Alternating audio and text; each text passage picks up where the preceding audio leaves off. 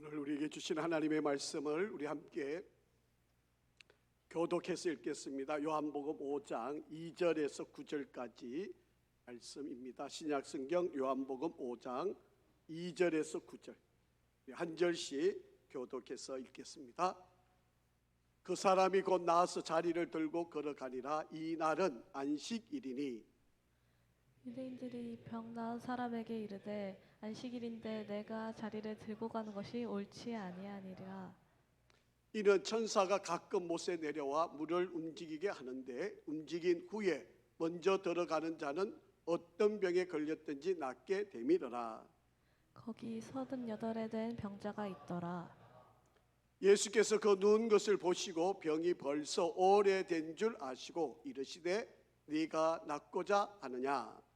병자가 대답하되 주여 물이 움직일 때 나를 못에 넣어주는 사람이 없어 내가 가는 동안에 다른 사람이 먼저 내려가나이다.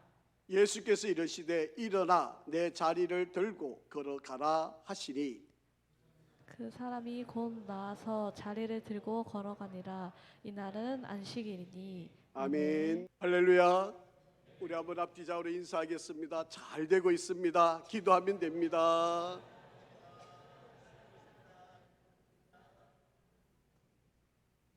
날씨가 아주 따뜻해졌습니다. 이 좋은 봄날처럼 여러분에게도 아름다운 꽃을 발할 수 있는 용기, 힘을 가지시고 이 따뜻한 봄날처럼 우리의 믿음도 계속 성숙, 성장, 자라나기를 주의 이름으로 축복합니다.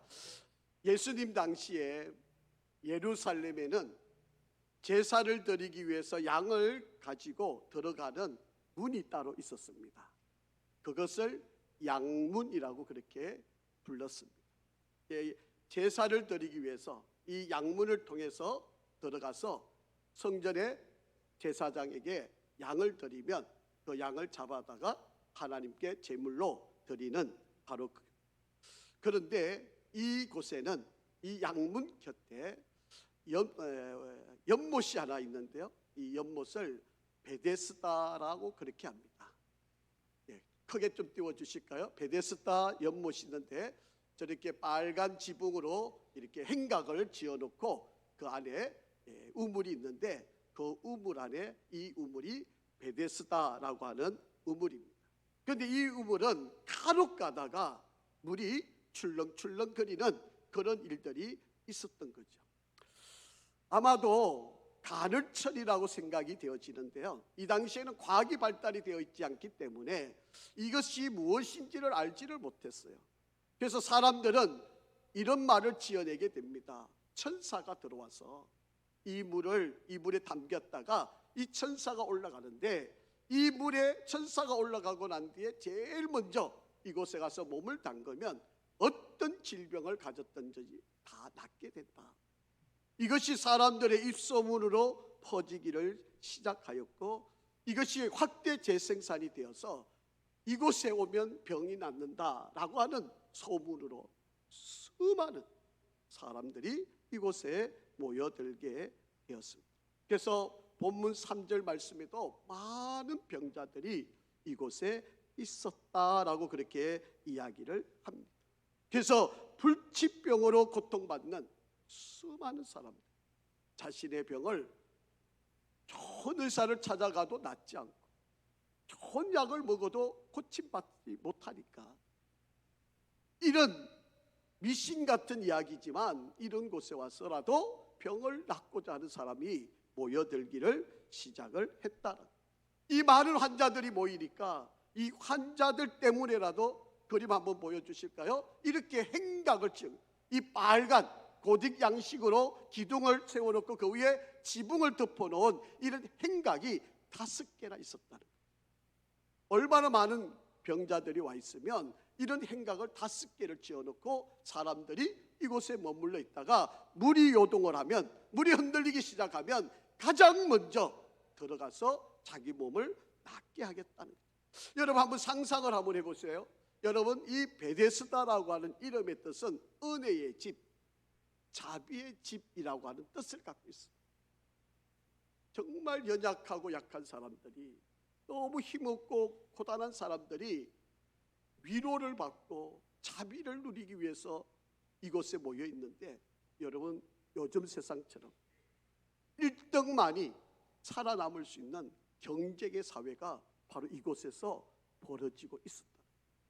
그 아픈 몸을 이끌었던 사람들이 가장 먼저 그 연못에 들어가면 나을 수 있는, 몇 명의 사람인지는 알 수 없지만 전국에 수많은 환자들이 이곳에 모여 있고, 물이 요동할 때 가장 먼저 뛰어 들어가서 누구를 다 제쳐놓고라도 나만 살겠다고, 나만 고침받겠다고 그 물속에 뛰어드는 그런 경쟁의 사회가 돼요.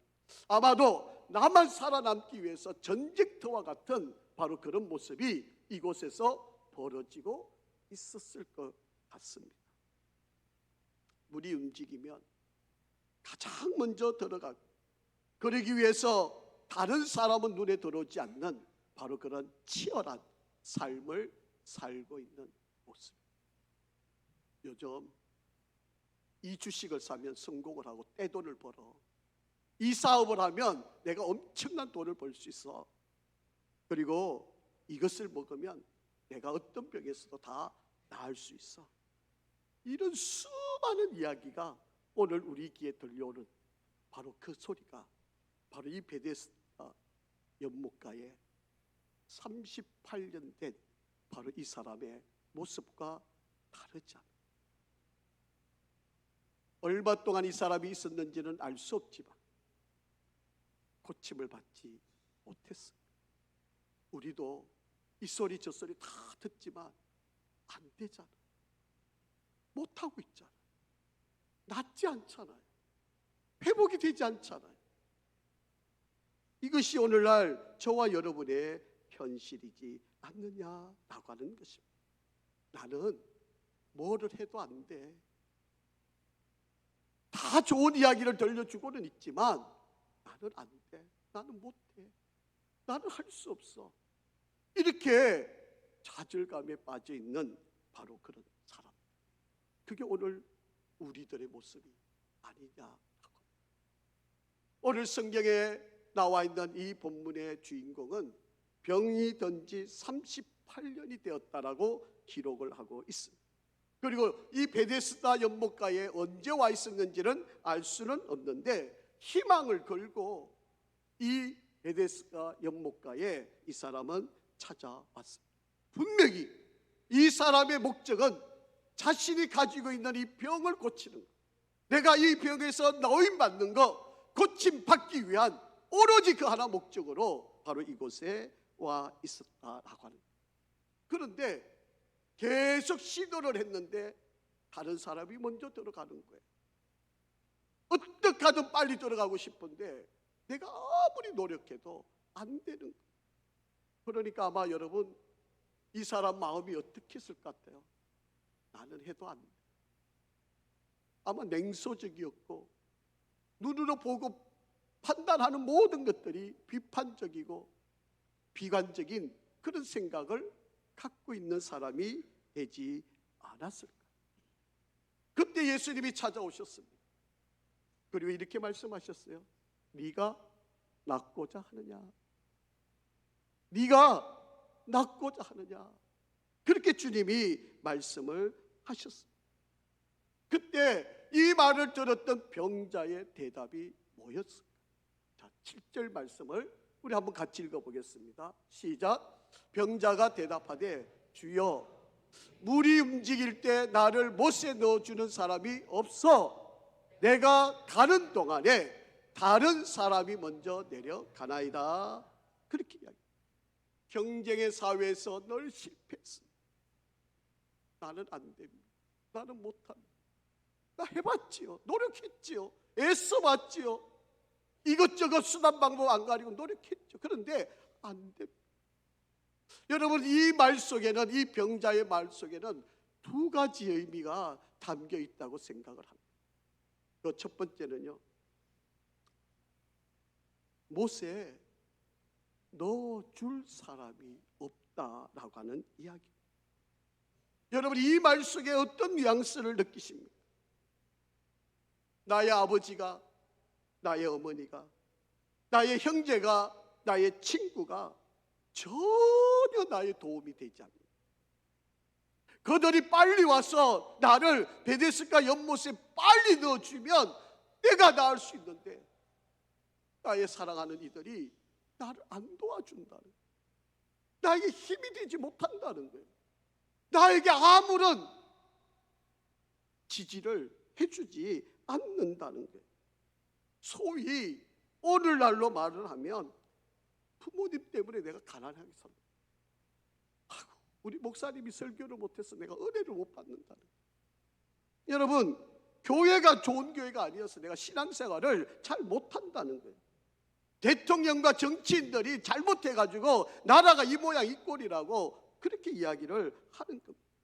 자식들이 좀 잘 돼가지고 늙어서 부모님을 잘 공양해 줘야 되는데 전혀 그렇지 못한다는 거예요. 모든 자기에게 일어난 이 불행의 원인을 남 탓으로 다 돌리는 거예요.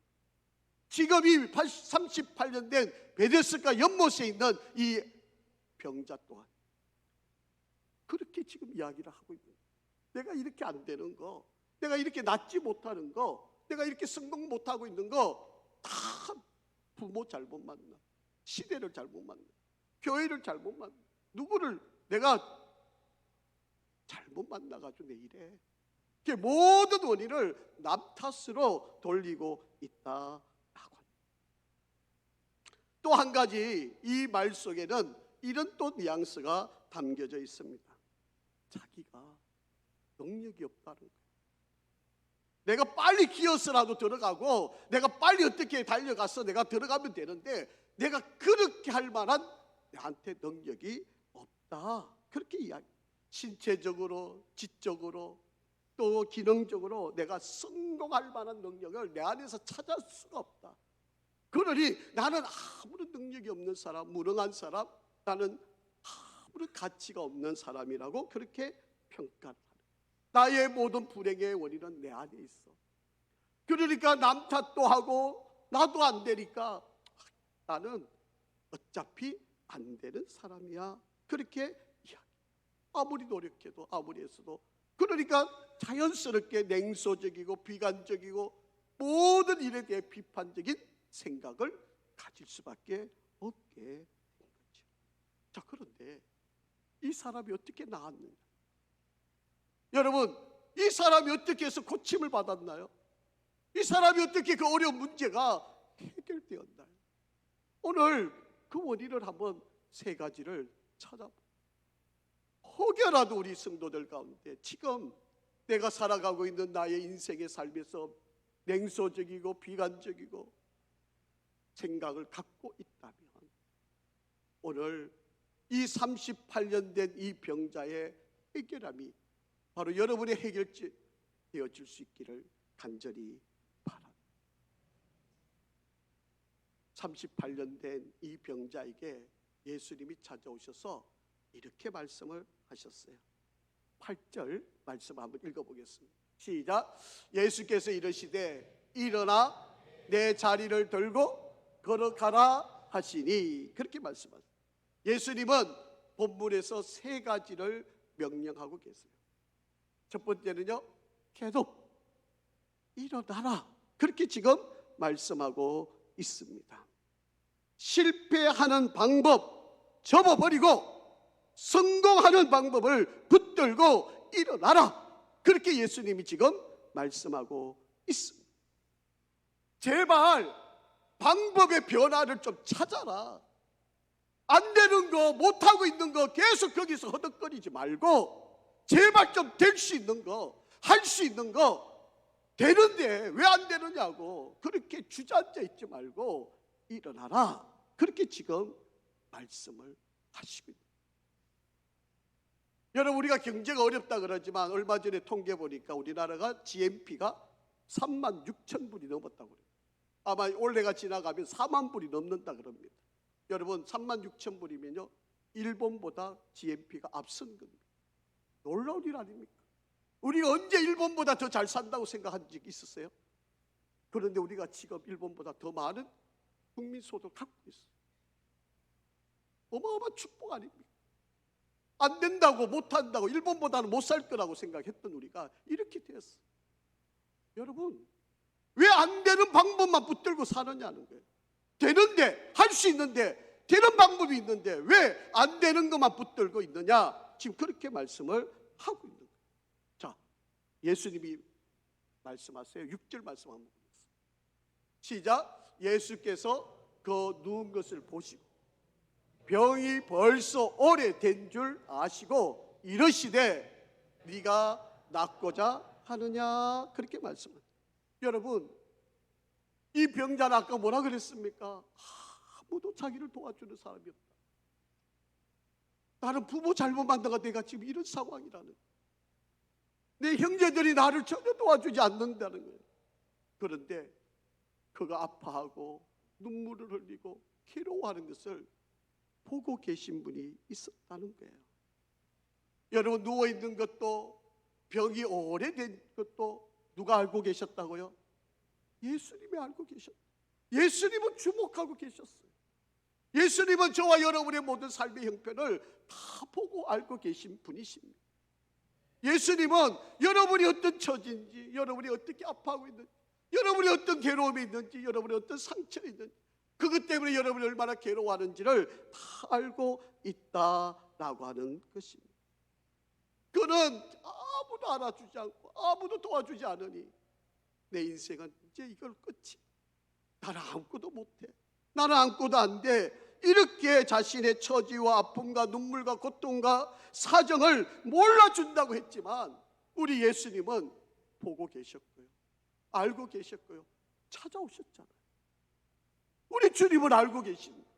그래서 찾아와 주셨던, 여러분, 여러분이 혼자가 아니라고 하는 사실을 잊지 않으시기를 간절히 바랍니다. 내 곁에 내 아내, 내 사랑하는 자식들, 남편이 다 떠난다 할지라도, 여러분의 곁에 여러분의 친구가 다 떠난다 할지라도 끝까지 여러분의 곁을 함께 하시고 계시는 분, 바로 예수님이 계심을 믿으시기 바랍니다. 여러분, 우리가 살다 보면 우리의 의지와 상관없이 일어날 수 있는 일들이 많이 있습니다. 그런데 그 모든 일들 속에 우리가 은혜를 받을 수 있는 유일한 길은 예수 앞에 나오는 길입니다. 여러분, 많이 힘드시죠? 아마 이 설교를 듣고 있는 분들 중에 나처럼 불행한 사람 없어요. 내 처지 한번 대봐. 다 말을 못했을 뿐이지 너무 힘들고 괴로운 분 계실 거예요. 그런데 여러분, 제가 이 사람을 한번 소개해드리고 싶어요. 사진 한번 보실까요? 태어날 때 양팔이 없어요. 양다리도 없어요. 태어날 때 여러분, 양팔과 양다리 없이 태어났어요. 이 사람이 살아갈 수 있는 힘이나 능력이 있을까요? 여러분이 이 사람 같았으면 어떻게 살았을 것 같습니까? 여러분이 이 사람 같으면 살아낼 수 있었겠습니까?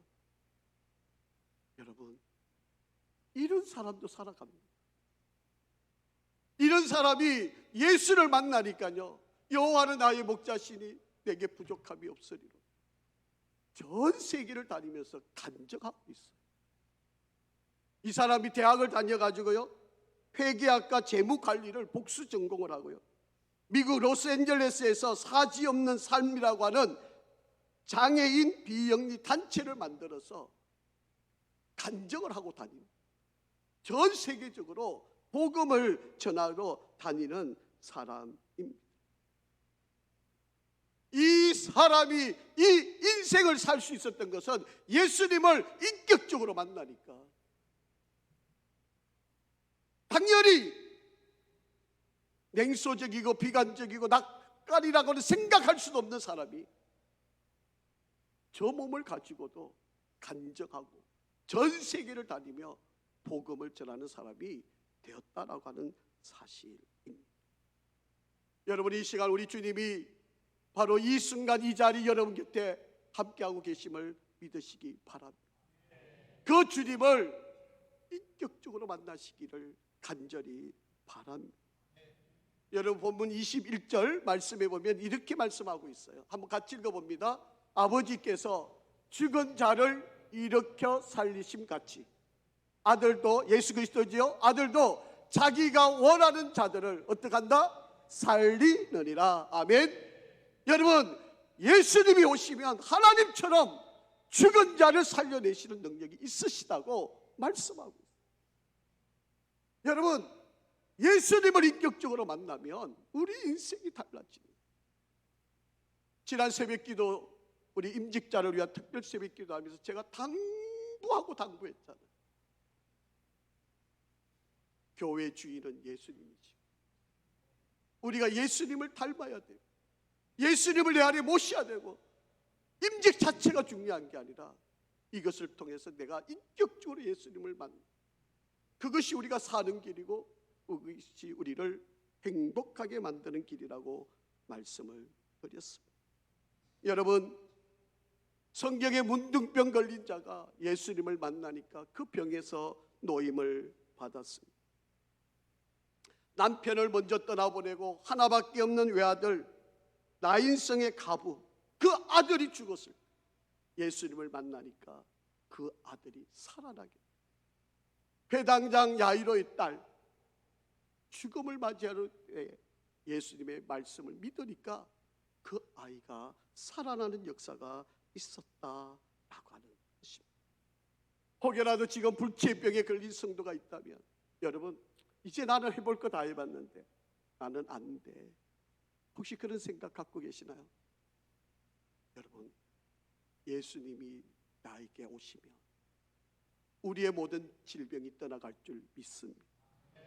지금 여러분에게 막막한 어려움이 있다면 주님을 인격적으로 만나면 그 모든 문제가 해결될 줄 믿습니다. 육신적, 정신적, 영적인 불구를 극복해낼 수 있는 문제는 다른 거 아닙니까? 예수 그리스도를 인격적으로 만나, 예수 그리스도를 내 마음의 주인으로 모시는 것, 이것이 우리의 모든 문제를 해결할 수 있다라고 하는 것입니다.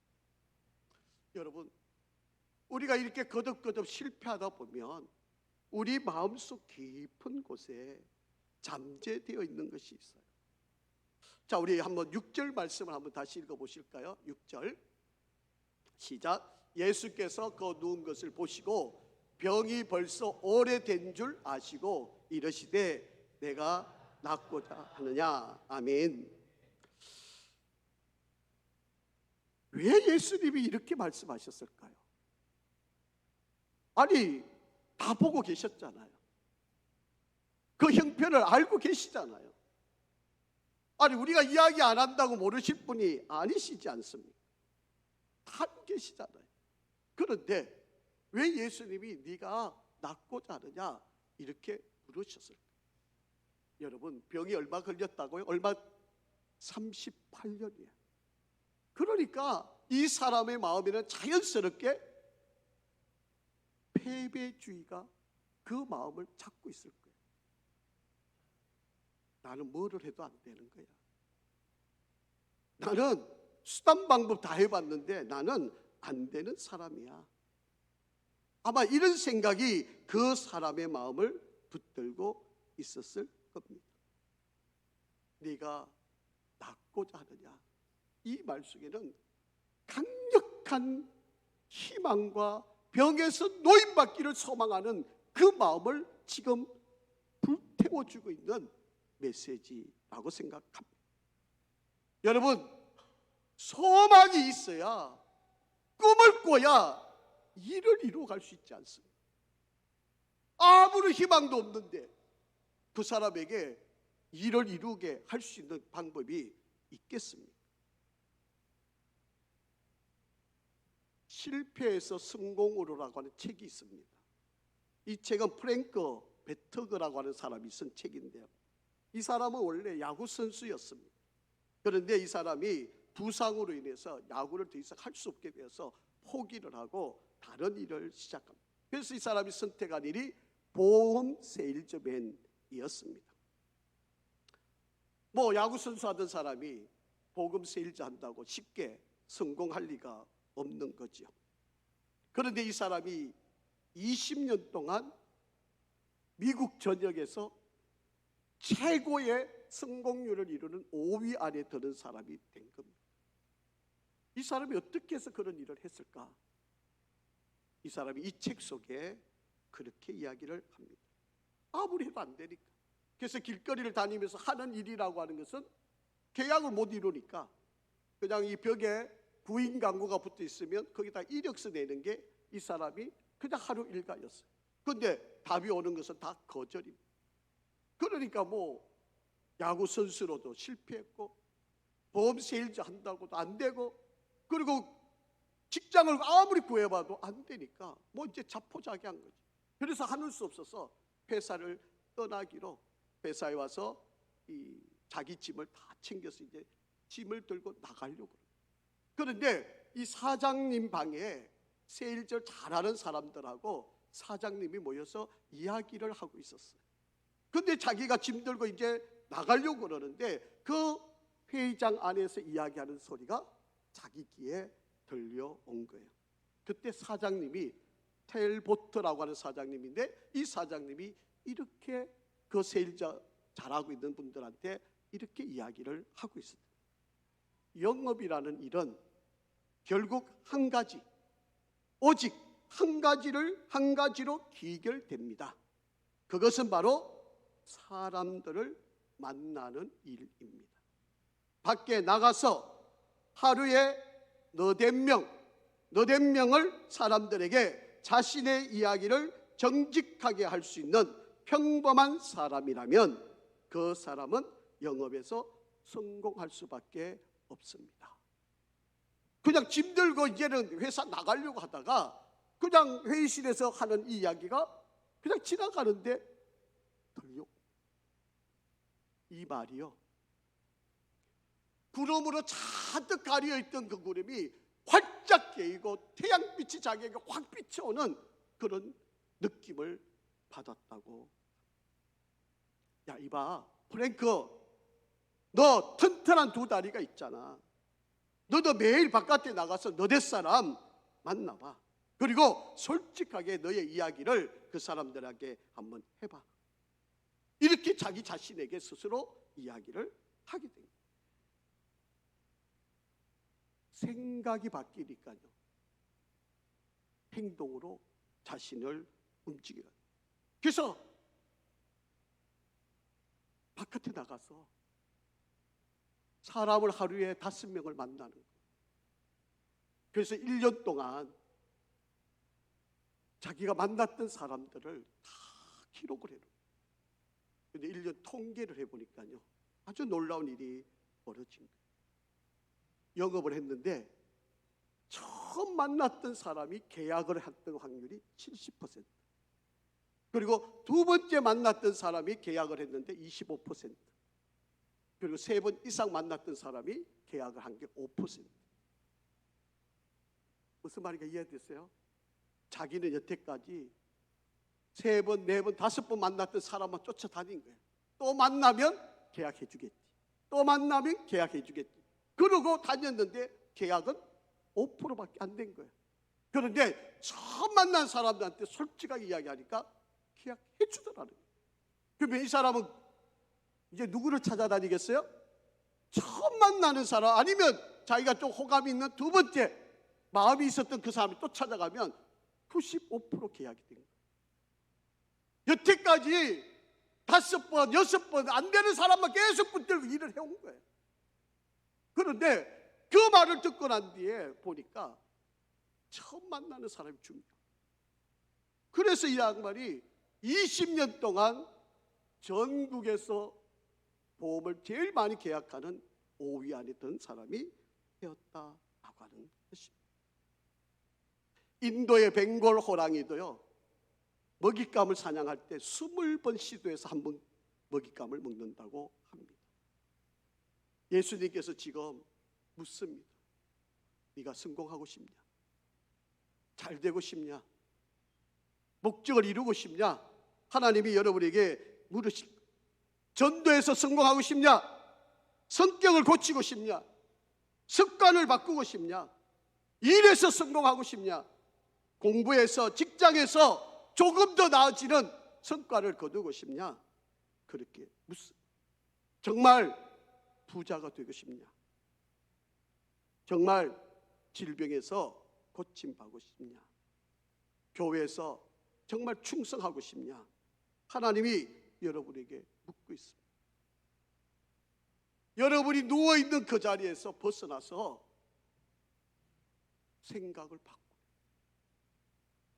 생각을 바꾸면 여러분, 우리는 여러분의 꿈을 성취할 수가 있습니다.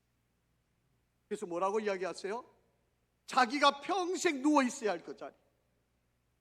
나는 이제 못 고치니까, 나는 안 되니까 그냥 내가 누워있는 이 침상이 나를 의지할 거라고 생각했는데, 예수님이 뭐라 그랬어요? 침상을 들고 가라는 거잖아요. 침상을 들고 가라는 거예요. 생각의 전환이, 방향의 전환이 인생을 바꾸게 되었다라고 하는 거예요. 자, 9절 말씀 한번 보세요. 9절, 그 사람이 곧 나와서 어떻게 해요? 자리를 들고 걸어가니라, 그렇게 말씀하고 있습니다. 여러분, 지금 여러분을 사로잡고 있는 고정관념이 뭐예요? 나는 안 돼, 나는 못 돼, 시대를 잘못 만났어, 나라가 이러니까 뭐 이래서 안 되고 저래서 안 되고 못해, 안 돼. 여러분, 계속 여러분의 생각에 집중하고 있는 게 뭡니까? 생각의 틀을 바꾸시기 바랍니다. 여러분이 가지고 있는 편견, 여러분이 가지고 있는 아집, 자신을 절대화시키고 있는 자기 우상화, 이거를 버려야 합니다. 그래야만 38년 된 병에서 노임을 받을 수 있다라고 하는 것입니다. 혹시 여러분, 내가 정말 행복하게 해주는 게 돈이라고 생각하시는 분이 계신가요? 나의 미래를 활짝 열어줄 거, 그게 과학이라고 혹시 생각하시는 분이 있나요? 바른 판단을 해줄 것이라고 생각하는 여러분, 이성을 절대적으로 믿고 있나요? 자신을 왕으로 해줄 것이라고 생각하는 윤리적인 그런 삶, 그것이 여러분의 표준인가요? 38년 동안 지긋지긋하게 붙들고 있었던 침상은 무엇이었습니까?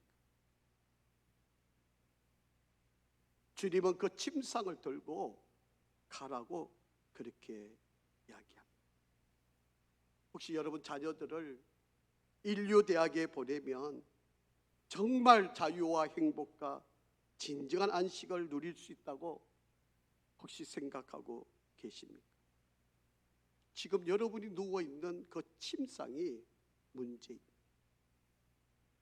다른 곳에 문제가 있는 것이 아닙니다. 세 번째, 예수님은 걸어가라라고 말씀하고 있습니다. 이 걸어가라라고 하는 말은요, 원문으로 보면 계속해서 걸어가라라고 하는 말씀의 내용입니다. 다시 말씀을 드리면, 생각의 전환을 했으면 그 다음에요, 행동으로 옮겨라는. 9절 말씀 한번 읽어보죠. 9절 시작. 그 사람이 곧 나와서 자리를 들고 걸어가리라. 나왔어요, 침대를 들었어요, 그리고 걸어갔다라고 하는 이야기입니다. 성공의 비법이라고 하는 책을 쓴 위르게 휠러라고 하는 사람이 있는데, 이 사람의 책 속에 보면 사람들이 어떤 생각을 하잖아요, 또 어떤 감동이 일어나잖아요, 또 여러분 마음속에 어떤 결단이 있었어요. 그런데 이 결단을 즉각적으로 옮기는 사람이 그렇게 많지 않다는 거예요. 대부분의 사람들이 72시간, 즉 3일이 지나고 나면 1%밖에 생각나지 않는데, 맞아, 그렇게 해야지.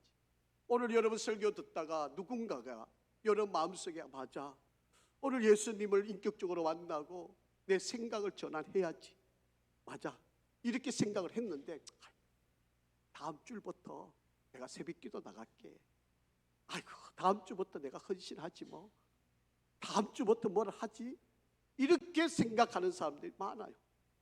어떤 분들은 감동이 되었어요. 그래서 하나님 앞에 11조 하겠다고 다짐을 했어요. 그런데 내가 돈 좀 많이 벌면 그때 가서 하지. 새빨간 거짓말이 못 지킵니다. 안 돼요. 여러분, 10,000원 벌어서 1,000원 하는 거하고요, 1억 벌어서 1,000,000원 하는 거요, 상상을 못할 일이에요. 아무리 믿음 좋은 사람도 내가 1억을 버는데 1,000,000원 11조 한다? 쉽지 않아. 어려운 이야기예요. 안 돼요. 다음에 잘하는 거는 아무도 못한다는 소리하고 똑같은 이야기. 말했잖아요. 3일만 지나면 1%밖에 생각이 안 돼요. 여러분은 새까맣게 다 잊어버릴 거예요. 바로 해야 됩니다. 행동으로 바로 옮겨야 됩니다. 여러분, 이 사람이 즉각적으로 짐을 들고 걸어갔어요. 자, 그리고 세월이 좀 지났습니다. 자, 그리고 예수님을 일주일 전에 만났는데 일주일 뒤에 예수님을 만나게 됩니다. 14절 한번 보죠. 시작. 그 후에 예수님께서 성전에서 그 사람을 만나 이르시되, 보라, 네가 나았으니 더 심한 것이 생기지 않게 다시는 죄를 범하지 말라 하시니, 그렇게 말씀합니다. 이 사람이 어디 머물러 있었어요? 성전에 머물러 있었어요. 자, 그런데 예수님이 이제 와서 말씀하세요. 너가 그렇게 힘들었던 거, 너가 그렇게 괴로웠던 거, 뭐 때문이었다? 뭐 때문이었다? 죄 때문에. 여러분, 하나님과 나 사이에 가로막혀 있는 것이 있어요. 이거를 제거하지 않으면 축복의 통로가 막혀 있는 것과 똑같습니다. 이 축복의 통로를 뚫으려면 죄를 제거해야만 축복의 통로가 열리게 되어 있다라고. 바로 문제는 뭐였다? 죄였다라고 합니다. 여러분, 다 그럴 일은 아니지만, 여러분, 내게 어려움이 있다면, 내게 힘든 상황이 생겼다면, 아무리 노력해도 되지 않고 있다면 한 번쯤은 여러분 물어보셔야 돼요. 하나님, 왜 이런 것? 혹시 나에게 죄가 있는 것은 아닙니다. 죄가 있다면 용서해 주십시오. 이 죄를 가리워 주십시오. 예수 그리스도를 나의 인생의 참된 주인으로 제가 모실 테니 이 죄로부터 해방시켜 주십시오. 더 이상 죄를 짓지 말라. 죄가 우리를 가려서 하나님이 복을 주시고 싶은데, 축복하고 싶은데 그 죄에 가리워서 복이 오다가 멈춰버리고 있다는 사실을 잊지 않으시기를 바랍니다. 여러분, 지혜가 결핍한 사람이 있습니까? 사랑에 메말라 있는 사람이 있습니까? 자비를 구하고 싶은데 자비가 지금 없어서 애걸하고 있습니다. 물질이 없어서 힘드신가요? 여러분, 여러분을 가로막는 게 뭔지 한번 찾아보세요. 이것만 해결하시면 일어나 내 침상을 들고 걸어가는 축복이 있게 될 줄 믿습니다. 여러분에게 있어서 예수님은 어떤 분이세요? 오늘 이 예수님이 여러분 곁에 오셨습니다. 이렇게 질문하고 계세요. 내가 낫고자 하는. 여러분, 너무 답답하지 않나요? 너무 오랫동안 여러분 방황하고 있지 않으신가요? 너무 여러분 괴로움이 시간이 너무 지나가고 있지 않으세요?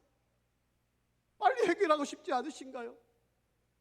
또 이렇게 1년을 보내고 싶으신가요? 힘들면서, 어려우면서, 아프면서 왜 이렇게 시간을 끄세요? 주님이 찾아오셨잖아요. 내가 낫고자 하느냐? 말씀하시잖아요. 여러분이 지금 제일 낫고 싶은 거, 여러분이 지금 제일 해결하고 싶은 거 무엇인가요? 말씀하세요. 주님, 나 낫기를 원합니다. 주님, 나 좀 잘 살고 싶어요. 주님, 우리 자식들 좀 잘 되는 거 보고 싶어요. 주님께 나아가세요. 주님이 여러분에게 묻지 않습니다. 여러분, 우리 주님이 오늘도 여러분에게 찾아오셔서 거듭거듭 실패하고 있는 나에게 말씀하고, 여러분,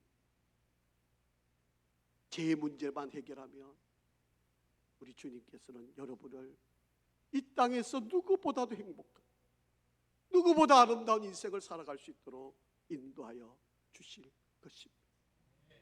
우리 모든 성도 여러분, 예외 없이 이 귀한 은혜를 함께 누리고 우리 함께 주의 은혜 가운데서 승리하기를 축복합니다.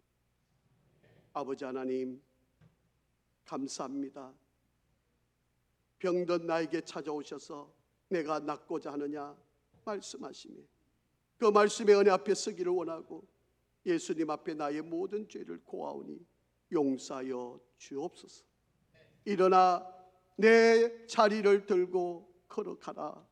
아멘. 이 말씀이 나의 말씀임을 믿사오니 역사하여 주시옵소서. 예수 그리스도 이름으로 기도합니다. 아멘.